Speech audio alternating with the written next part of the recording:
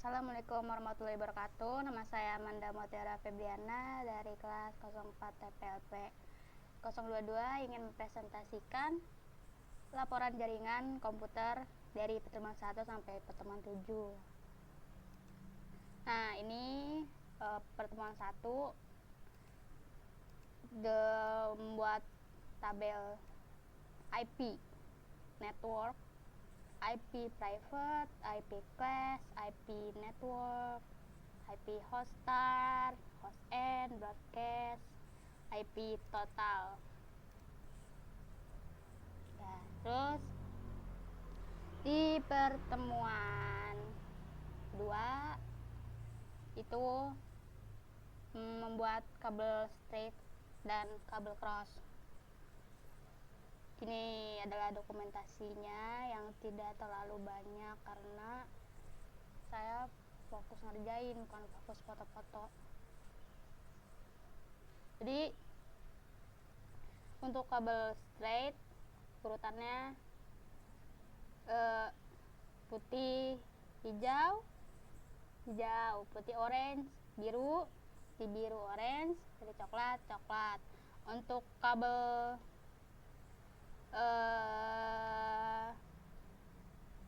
kabel cross urutannya itu untuk konektor satunya putih hijau hijau, putih orange biru, putih biru orange, putih coklat coklat.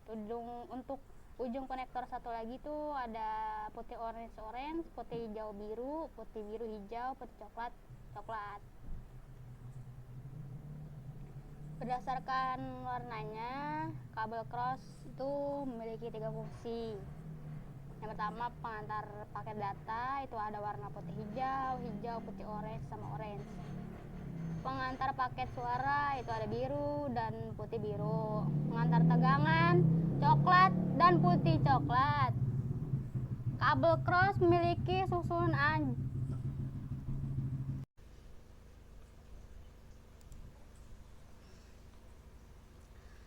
berdasarkan warnanya, kabel cross memiliki 3 fungsi utama, yaitu pengantar paket data, ada warna putih hijau, hijau, putih orange, dan orange. Pengantar paket suara itu ada biru dan putih biru. Pengantar tegangan DC warna coklat dan putih coklat. Selanjutnya di pertemuan 3 ini Cisco paket tracer. Ini media transmisi itu ada kabel straight yang ini, kabel cross tuh yang putus-putus. Kalau yang ini itu wireless. Ya, ini penjelasannya, kabel cross yang putus-putus, kabel straight yang nyambung. Perangkat jaringan ini ada network device, itu ada router, ada switch, ada wireless device. Itu sebagai penyedia sarana transportasi data sehingga setiap data memiliki peranti pengguna terakhir. Nah, end device ini perangkat terakhir sebuah komunikasi yang berhubungan dengan perangkat jaringan yang lain. Itu ada komputer dan server. Nah, yang ini itu masuknya ke topologi star atau bintang. Ini itu yang paling banyak atau paling sering digunakan karena memiliki banyak kelebihan. Nah, ini topologi tree itu gabungan dari topologi bus dan topologi star. Ya, selanjutnya di pertemuan 4 ini skema jaringan pakai Cisco juga. Sini di lantai 3 terdapat ruang server. Nah, ini router satunya tuh diganti jadi R1. Terus pakai konfigurasi di CLI. Ya, seperti default router 172.16.0.1. Ini sampai keluar outputnya tuh ya seperti itu. Terus konfigurasi MS1 atau main switch, sama kayak tadi, dilakukan konfigurasi. Ini di lantai 2 ruang manajemen. Konfigurasi itu ada distribution switch, hasil outputnya kayak gini. Terus di lantai 1 konfigurasi di ini distribution switch. Nah, ini outputnya kayak gini. Selanjutnya ini konfigurasi access point. Di GUI ini DHCP servernya disable ya. Terus di sini terus ke save setting. Ini melakukan konfigurasi server. Di file server ada di desktop, ke IP configuration, ke static, ada hostname-nya, bla bla bla. Di sini udah dijelasin semua.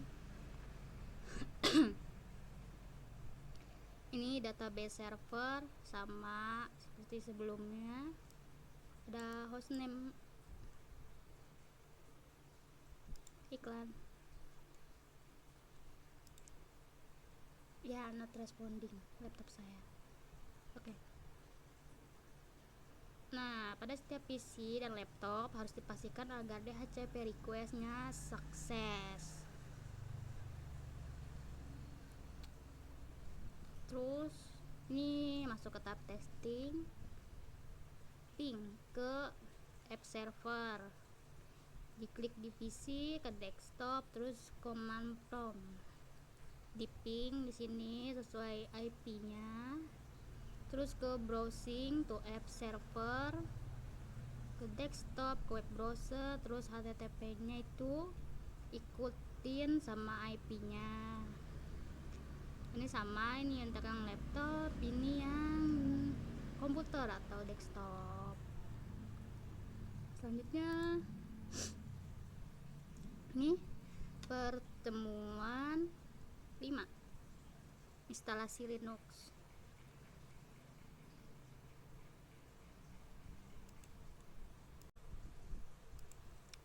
Di pertemuan 5 ada instalasi Linux.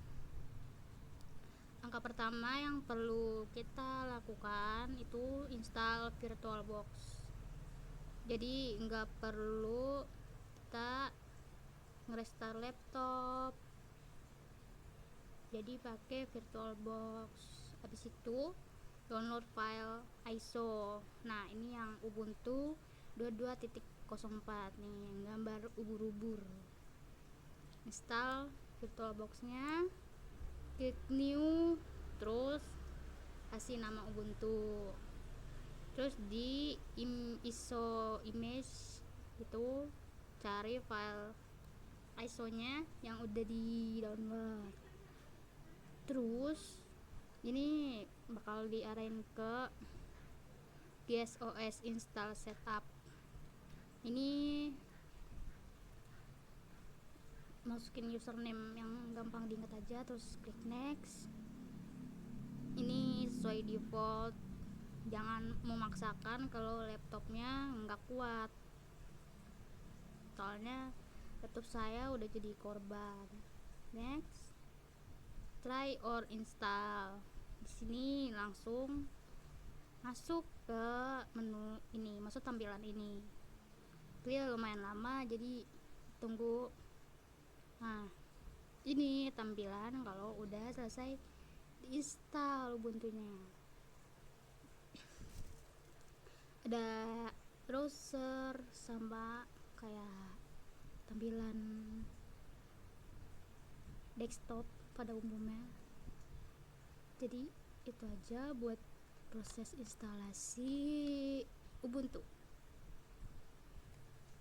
Di pertemuan 6 Ini ada instalasi web server. Untuk langkah yang pertama, update sistem, karena sebelum melakukan instalasi harus dipastikan udah update sistem Ubuntu dan menjalankan perintah di Ubuntunya ini. Terus install Apache, ketik perintah ini.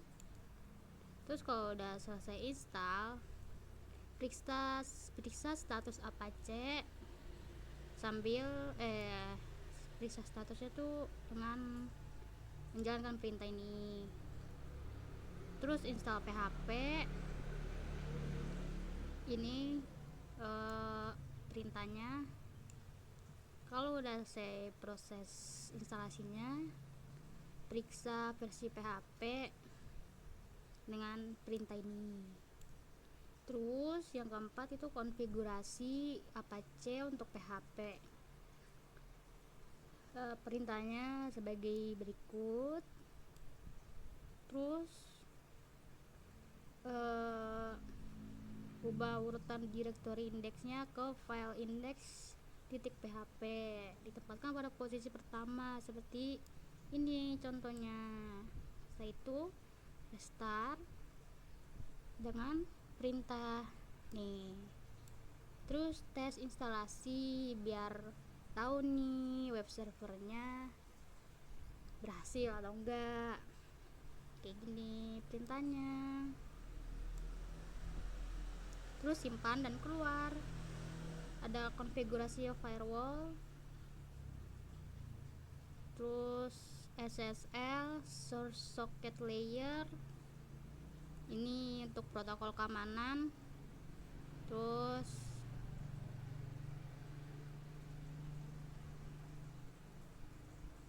nah ini buat testing. Terus di pertemuan terakhir ada instalasi web server lanjutan.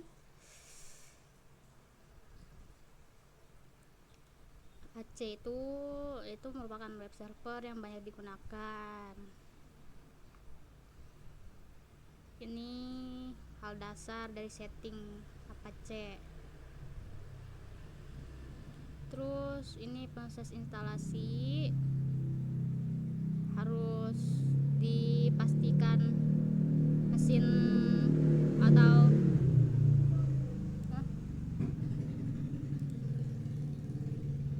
sebelum mulai instalasi pastikan mesin laptop tuh memadai, kayak ruang harddisk kosongnya sebanyak 12 MB yang gak terlalu besar. Terus pastikan memiliki ANSI compiler untuk Linux.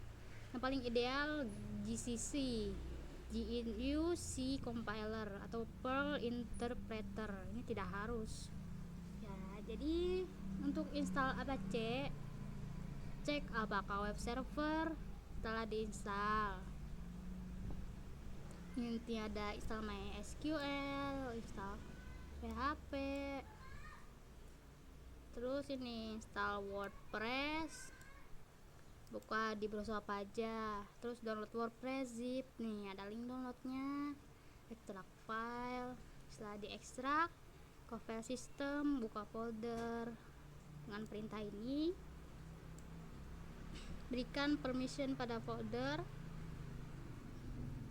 agar bisa dieksekusi. Terus membuat database dengan nama apa saja. Klik create. Nah, dari database tersebut dapat ditampung akan digunakan oleh WordPress dengan perintah ini. Sebelum instalasi, masukkan data-data mengenai informasi WordPress. Jika sudah, klik install WordPress, maka WordPress akan segera terinstall di komputer. Sekian presentasi dari saya, kurang lebihnya mohon dimaafkan. Wabillahi taufiq wa hidayah. Wassalamualaikum warahmatullahi wabarakatuh.